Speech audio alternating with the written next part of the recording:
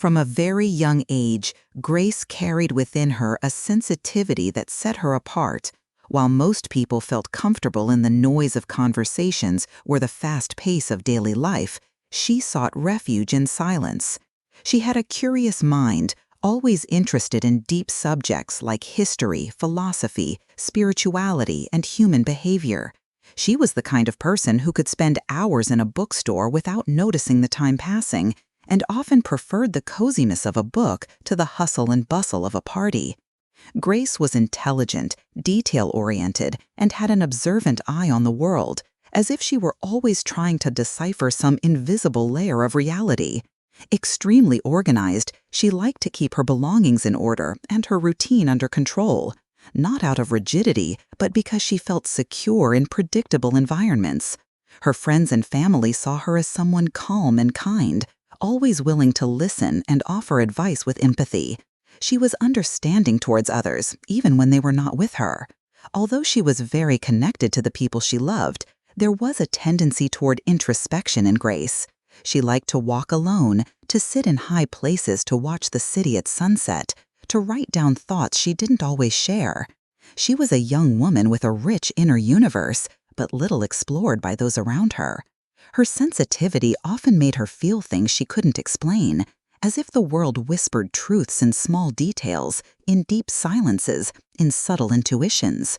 This complex and quiet personality would be the fertile ground for what was to follow. Grace grew up in a home that at first glance seemed ideal. Her parents were present, took good care of her, offered education, security, and solid values. However, behind the welcoming appearance, there was subtle control, almost imperceptible to outside observers. There was a path already laid out for her, a silent expectation that she would follow a certain career, choose appropriate friendships, have a predictable lifestyle acceptable in society's eyes. This control did not come violently or authoritatively, but was constant. Suggestions disguised as advice, praises that only came when she conformed to expectations, frequent comparisons with children of acquaintances. Gradually, Grace realized that her dreams were not welcome unless they fit the family mold. Her interest in spirituality, for example, was viewed with bewilderment. Her love for books dealing with existential themes and her desire to lead a less traditional life were regarded as a phase or delicate rebellion. Despite this, she never stopped loving her parents. She merely learned to silence certain parts of herself to maintain harmony. Over time, this silence began to weigh on her. She felt suffocated, as if she were living within a frame she had not chosen. Her desires were being pushed inward, while her life followed someone else's script. This family environment, although full of good intentions, became the main reason for her inner unrest. It was as if something inside her whispered that there was more, something she wouldn't find in the plans her parents had made, but that she needed to seek on her own. This silent quest would lead her to the place that would change everything, the old library in her town. In a deeper moment of introspection, Grace decided she needed a space of her own, far from the family's veiled demands and the predefined script that seemed always on her trail. It wasn't an impulsive escape, but a quiet choice for autonomy. Upon learning of a vacancy for an assistant at the municipal library, she didn't think twice. The library was one of the oldest buildings in the town, located in the historic center, surrounded by tall trees and cobblestone streets that seemed to hold secrets in every stone. The place was known for its rare collection, with old books, some inherited from traditional families, others donated by travelers and scholars who passed through the town over the years. There was a specific, almost forgotten wing where the oldest books were kept. Hand-bound volumes with worn leather covers and yellowed pages that exuded that characteristic scent of time and wisdom. Working there seemed, for Grace, more than just a simple occupation. It was a refuge. The silent environment, the calm routine, the opportunity to touch books that carried centuries of history, all this enchanted her. She spent hours reorganizing shelves, cleaning old volumes, and diving into stories of distant worlds, past times, and people she had never met, but who seemed to whisper something familiar. It was as if, for the first time, she was in a place that respected her internal timing. The library did not require her to be anyone other than who she already was. And in that atmosphere charged with memories, she was about to discover that her own story also awaited to be unearthed, hidden among dusty shelves and words written long ago. The working days in the library quickly became the most anticipated part of Grace's routine. There was something profoundly comforting in the repetition of tasks, stacking books, labeling old copies, rearranging shelves. It was as if each meticulous gesture restored to her a sense of control, of order, something her personal life had rarely offered until then. The library was mostly silent, except for small noises, the creaking of shelves being pushed, the whisper of pages being turned, and occasionally the muffled sound of rain hitting the old stained glass. To Grace, it was music. She felt in harmony with the environment, as if she belonged to that place even before knowing it. Over time, she began to create small routines within her own workday. She always reserved the first few minutes to walk among the shelves, like someone strolling through a secret garden. She took pleasure in handling forgotten books with worn covers and full of notes in the margins, marks left by other readers who, like her, had sought refuge among those pages. She also kept a notebook where she jotted down curious phrases, reflections the books inspired, or just random thoughts that came to mind. Although she didn't realize it, this habit revealed a growing connection between her inner life and the stories she found there. It was on one of those days, already at the end of her shift, that something caught her attention on a seldom visited shelf. Between 2 volumes of philosophy and a geographical atlas rested a different book, old, untitled, with a simple but intriguing binding. Would it be just another among so many? At that moment, Grace didn't know, but that discovery would mark the beginning of a new chapter and change everything. It was late afternoon when Grace, already familiar with the corridors and shelves of the library, decided to explore a forgotten wing, used only to store old or donated volumes, many of them dusty and out of print. That part of the building was less lit, the floor creaked under her footsteps, and the air had a slight scent of old paper mixed with aged wood. Grace didn't usually go there often, but that day she felt drawn to that remote corner, as if something was discreetly calling her. As she stacked books in a box to be appraised, her eyes stopped on a copy hidden between 2 larger volumes, almost imperceptible. It was a small book with a dark cover, handcrafted binding, and without any title or visible identification. The cover was worn, and the edges were slightly faded. What caught her attention the most, however, was how it seemed untouched, as if it had been intentionally placed there, waiting for someone. Carefully, she removed it from the shelf. The touch of the cover was rough, almost alive. Upon opening the first page, she noticed the text was handwritten, with elegant, fluid, and precise handwriting. No date, no signature, no dedication. It was a complete and anonymous manuscript. This intrigued her deeply. Amidst so many books with cards, dates, authors, and catalog codes, this one seemed to belong to another world, or at least to contain a story that did not want to be labeled or forgotten. Like a letter from time, waiting for the right moment to be read. At that moment, Grace didn't yet know what the book contained, but something inside her said it wasn't just any discovery. Grace sat at one of the library tables with the mysterious book before her. Still hesitant, she ran her fingers over the cover once more, as if trying to capture something invisible. It was aesthetically beautiful, though simple, the kind of beauty that reveals itself over time, like an old photograph that carries memories between the lines of the image. The first page bore no introduction, prologue, or explanation. It simply began with an intimate and poetic first-person account.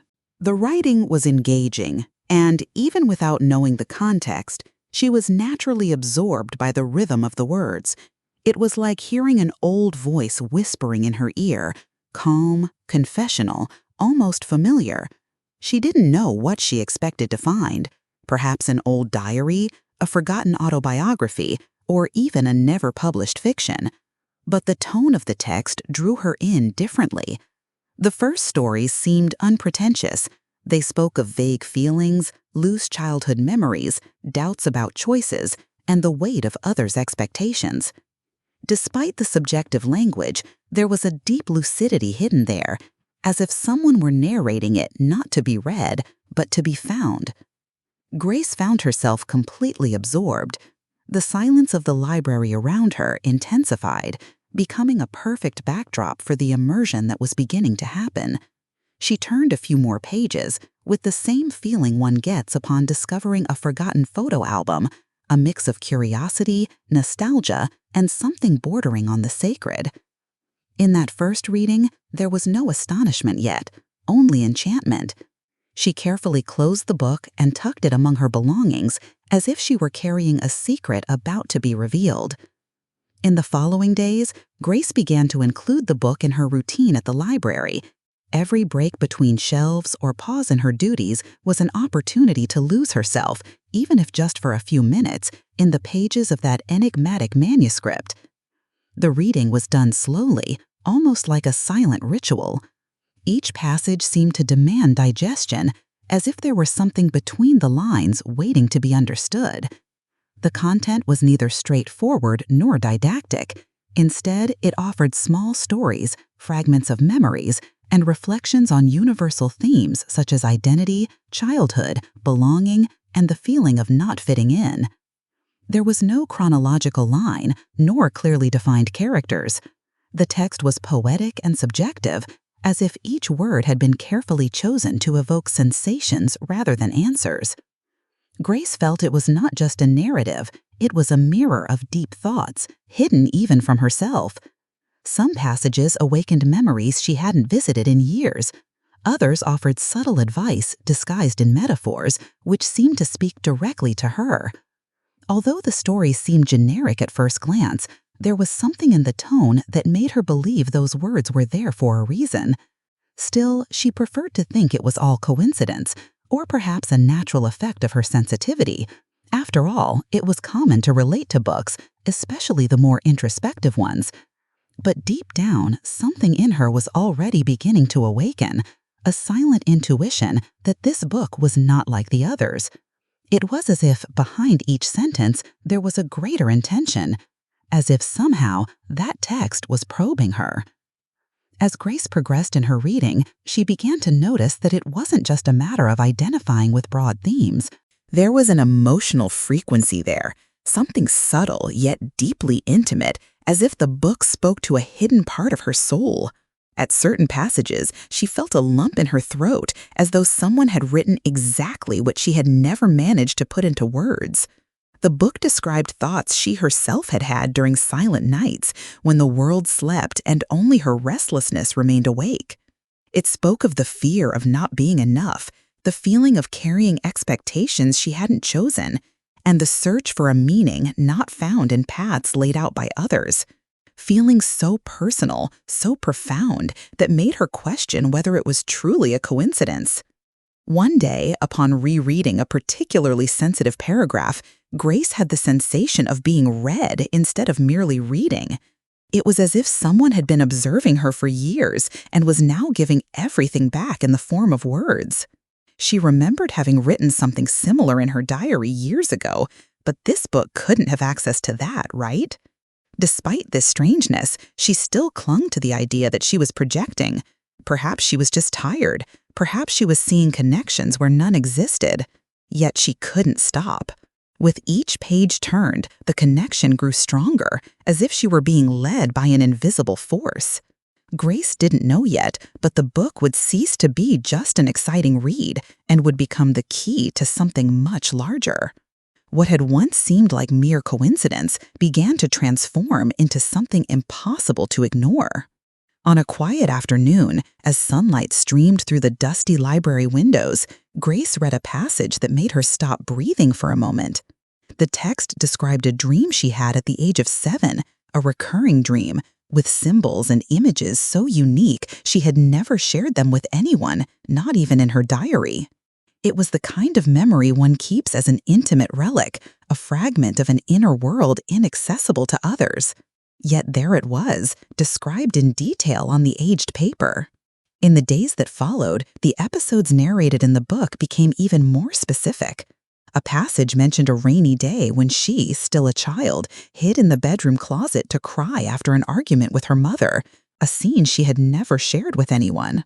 In another, the name of a childhood plush toy was mentioned in a veiled but unmistakable way, a blue bunny she herself had named Mr. Soft. Grace began turning each page with a racing heart. The line between reading and memory was dissolving. It was as if the book had been written by someone who knew her better than she knew herself. At this point, discomfort began to set in. The feeling was no longer mere emotional identification. It was something deeper, almost supernatural. She began to wonder, how was it possible? Who could have written this, and why?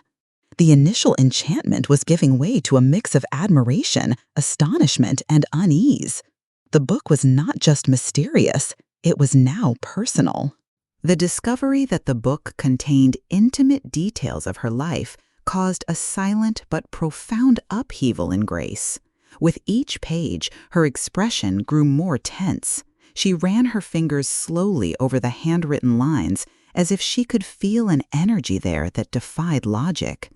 Inside, her restlessness grew. At first, she thought it could all be coincidence, a game of mental associations. But now, with the sequence of such particularly transcribed memories with frightening precision, that hypothesis seemed fragile. Someone had written about her life, her most hidden thoughts, her unspoken feelings. And this someone seemed to have access to a part of her soul that she herself had not yet fully understood. The initial shock gave way to a series of conflicting emotions. On one hand, she felt invaded. It was as if she had been observed for years by an invisible presence.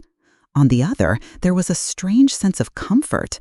The book did not judge her. It simply revealed, with delicacy, profound aspects of who she was. Grace began to carry the book with her every day, but now with a new care. It was no longer just an interesting object, but a key piece of a puzzle she hadn't even known existed. While she wanted to stop reading, fearing what she might find, something inside her begged her to continue. The question echoing insistently in her mind was, why is this book here? And more importantly, why for me? This discovery would not only change her routine, it was about to transform her perception of herself, her history, and perhaps everything she believed in.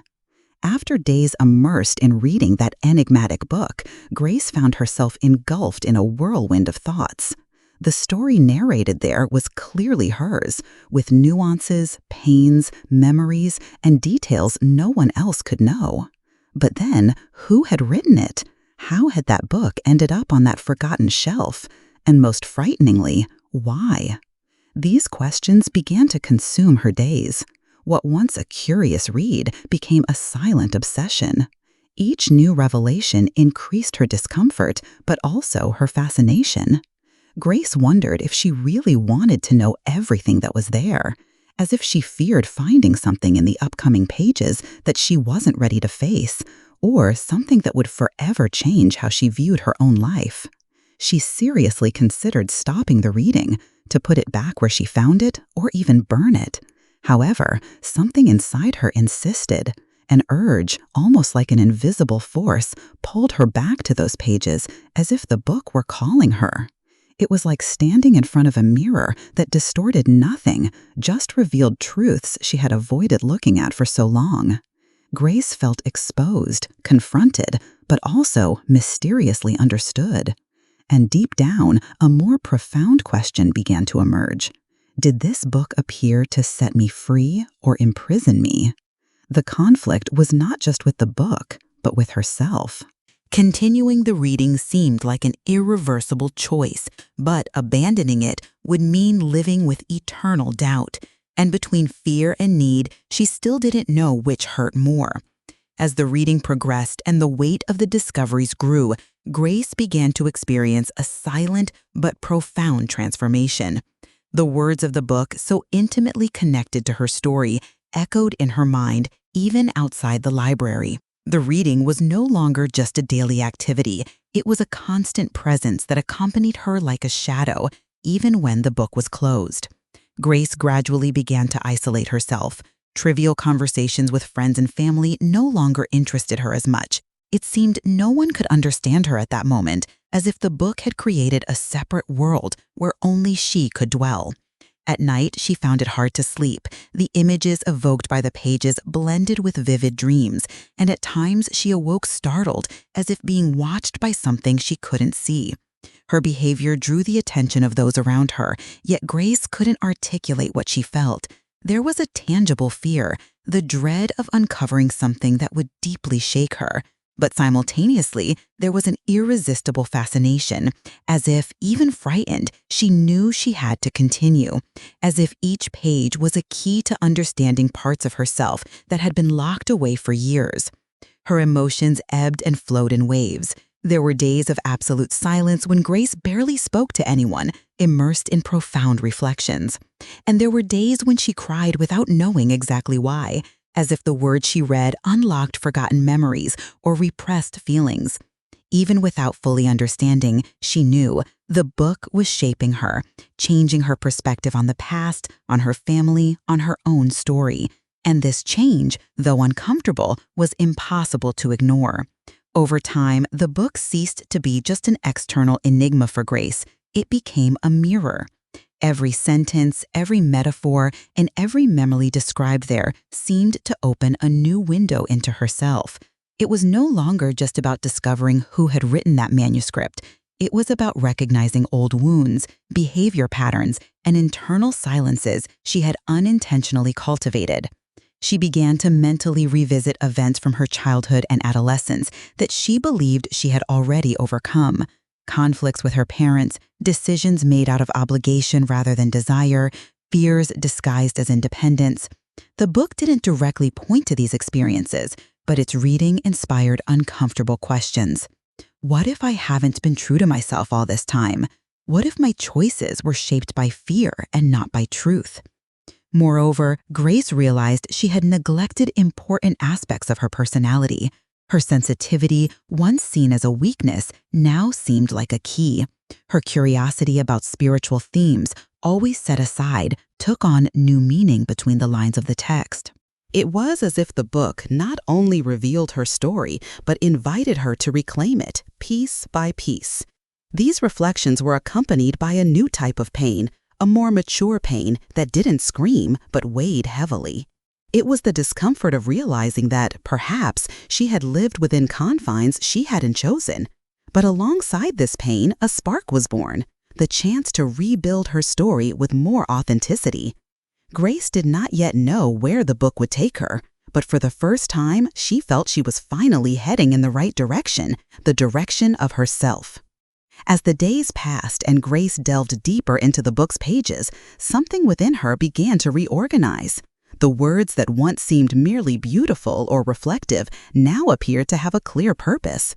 Like pieces of a puzzle, each paragraph led her to see her own life from a new perspective.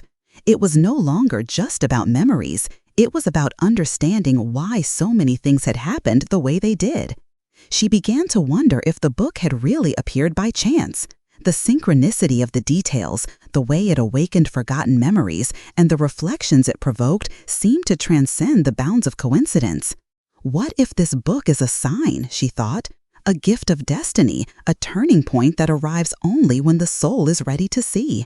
This possibility left her restless, but also profoundly alive. For the first time, she felt that perhaps there was something greater guiding her path, an invisible presence but attentive, something or someone that wanted her to truly know herself, and that, through that book, offered her a chance to break free from the story others had written for her. The library, once a place of silence and work, now seemed sacred. Each trip to work was also an inner pilgrimage. She spent more time reading than organizing the books, as if each paragraph of the manuscript demanded a time of emotional digestion. Grace began to realize that ignoring the book would be like ignoring a call, and that perhaps the greatest opportunity of her life lay in the margins of that handwritten story. Doubt still existed, but it was no longer as strong as the desire to understand, to dive deep and discover who she truly was. Reading the book, which initially seemed like an unexpected gift, now became an internal battleground for Grace. With every new page, new revelations surfaced, many of which stirred delicate memories, feelings she had tried to ignore for years. It was as if the book knew exactly where to touch, where it hurt the most, and it did so without ceremony. She began having trouble sleeping. Her mind kept returning to the written words, trying to decipher the purpose of it all. Why her? Why now? It was as if she had been chosen for a mission she didn't fully understand, and this left her torn. Part of her wanted to stop, to close the book and leave it hidden on any shelf. The other part, however, felt that stopping would be a form of escape, and this feeling gnawed at her even more. The fear of what might still be revealed began to grow. What if there is something I'm not ready to know, she wondered. At the same time, an opposing force propelled her. What if this is exactly what I need to discover to move forward? The people around her started to notice that Grace was different, quieter, more distant. But she couldn't explain what was happening, nor did she want to. It was too personal, sacred in a way. This crisis led her to avoid even the ordinary books in the library. Nothing seemed to make sense beyond that manuscript. It was as if everything she had lived through was converging on that moment, on those pages. And even though she was scared, she already knew deep down she wouldn't be able to stop. Not yet. Grace's restlessness reached a point where reading alone was no longer sufficient. She needed to understand where that book had come from, who had written it, why was it there, hidden among old shelves, seemingly waiting for her to find it. The questions began to multiply in her mind, and she decided to seek answers outside the pages, in the library itself. She started discreetly, asking the older staff members. Some laughed at her question, saying the library was full of forgotten books and improperly cataloged, that it was not uncommon. Others, however, reacted differently. They changed the subject, avoided the topic, exchanged glances that said more than their words. This ambiguous reaction only increased Grace's discomfort and her curiosity. Something was being hidden. Perhaps the book truly was not part of the official collection. Perhaps it had been deliberately left there, waiting for someone specific. She also consulted the library's records, but found no reference to that manuscript. No title, no registration number, nothing. It was as if the book didn't officially exist.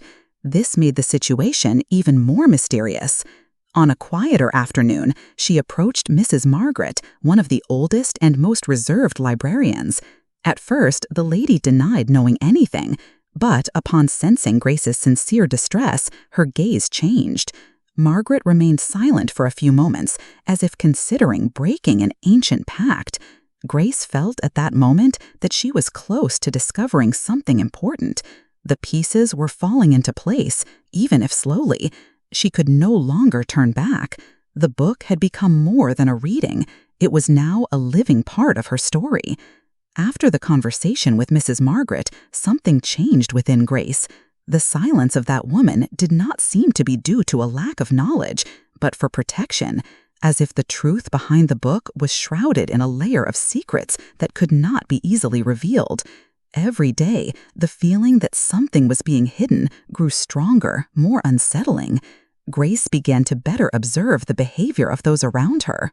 She noticed that whenever she mentioned the book to someone from the old team, the atmosphere changed. Voices lowered, eyes averted, and responses came with brief and evasive smiles. It was as if she had touched on something everyone had decided to forget or hide. This growing mystery did not drive her away from the book. On the contrary, the connection intensified. Now, besides the personal and emotional content that bound her to the narrative, there was also the search for its origin. It was as if, by discovering who wrote it, she could finally understand the reason for everything. Who would know so much about her life? Who would be capable of recording so precisely her childhood dreams, her fears, her secret pains? She began to carry the book everywhere. She read it at home, on the way to the library, in small moments of silence. It was no longer just about answers, but about identity. Grace didn't want just to know where the book came from, but why it seemed to have been written for her. By this point, the manuscript had stopped being just any object. It was a mirror, a guide, a living enigma. And even without understanding how, she already knew that book had changed her life forever. On a cloudy morning, when the library was almost empty, Grace gathered her courage and sought out Mrs. Margaret again. There was something in the librarian's demeanor, a kind of resigned melancholy, that made it clear she knew more than she was saying. This time, Grace didn't ask timidly. She looked the lady in the eyes and said firmly, "This book, it was left here for me, wasn't it?" Mrs. Margaret sighed deeply. She closed the book she was reading and, after a few seconds of silence, began to speak in a low voice, almost as if she were sharing a secret with her own past.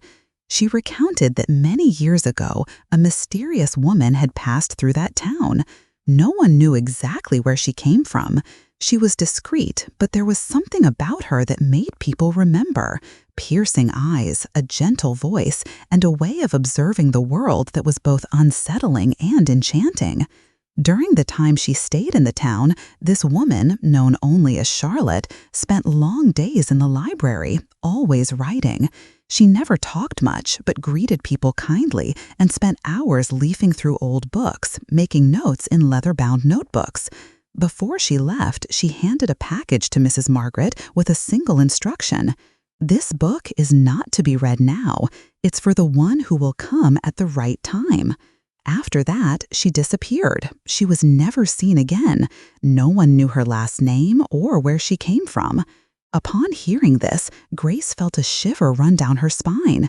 It was no longer a supposition. It was real. That book had been left there by someone who knew of her existence even before she arrived at the library. Somehow, it was waiting for her. And now, the reunion was complete. Mrs. Margaret's words echoed in Grace's mind as she walked back home that day. The world around her seemed the same. Streets, houses, people. But inside her, everything had changed. The revelation that the book had been left especially for her years before by someone who called her the one who will come at the right time awakened an indescribable feeling in her, a mix of awe, gratitude, and fear. She couldn't rationally understand how that was possible. Who was Charlotte, after all? How did she know about the existence of a young woman who hadn't even set foot there yet? Was she a visionary, a psychic, or just someone guided by something greater? Grace couldn't find answers, but, curiously, she no longer felt such a strong need for them. Instead, something within her began to quiet down.